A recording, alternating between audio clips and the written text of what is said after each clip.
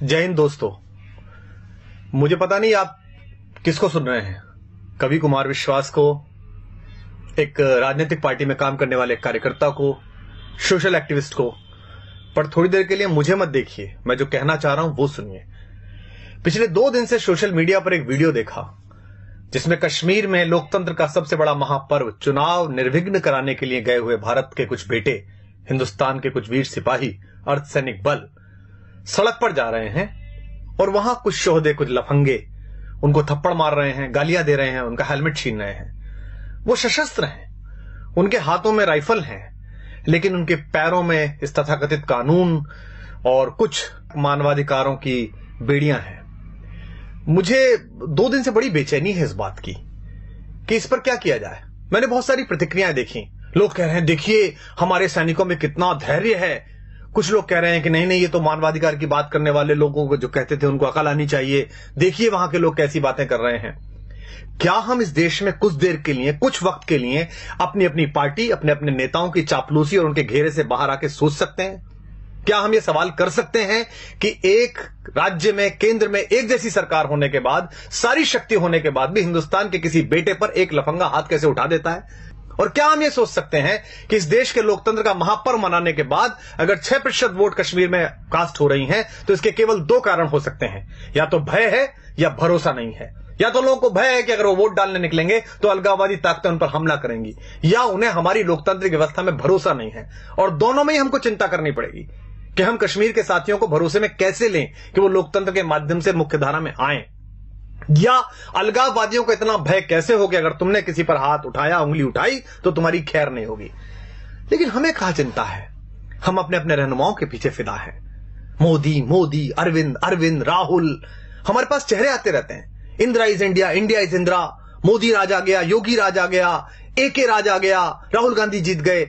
हमें पता ही नहीं है कि अब कुछ वक्त का काम है। मोदी हो, राहुल हो, अरविंद हो, योगी हो, कोई भी है, 5 साल, 10 साल, 25 साल, देश 5000 साल का है और मेरे और आपके जाने के बाद हजारों वर्ष रहेगा। लेकिन सोच के देखिए कि आप कंधार से लेकर ब्रह्म प्रदेश तक थे, लेकिन हमारी इन्हीं चुप्पियों ने और हमारी अपनी अपनी रियासतों, अपने अपने राजाओं के प्रति इन्हीं निष्ठाओं ने इस देश के टुकड़े करा दिए और हम चुप बैठे रहे। और आज हम अपने पूर्वजों को कोसते रहते हैं कि उनके रहते कैसा कैसे बट गया, हमारे रहते हो रहा है। दुष्यंत का एक शेर है, रहनुमाओं की अदाओं पे फिदा है दुनिया, इस बहकती हुई दुनिया को संभालो यारो। प्रधानमंत्री मेरे भी हैं, गृहमंत्री मेरे भी हैं। सदन में बोलने से काम नहीं चलेगा, बाहर एक्शन करके दिखाना पड़ेगा।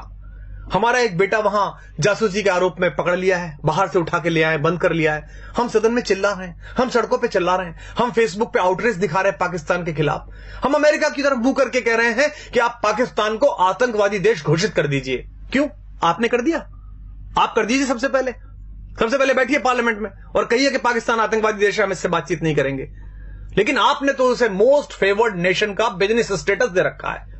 कलेजे पे हाथ रख के बताइए, आप में से कितने लोग हैं जो पाकिस्तान से प्याज नहीं आई तो भूखे मर जाएंगे?